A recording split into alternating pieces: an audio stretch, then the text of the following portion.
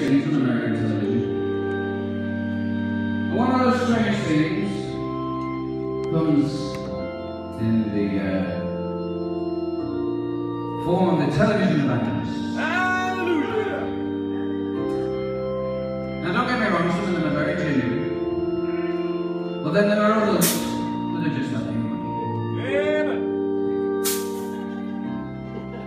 You see, there was this one guy in the days.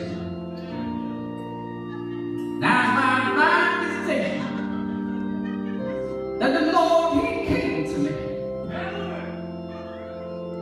And He said, give me $18 million by the weekend. $18 $18 million in the name of Jesus.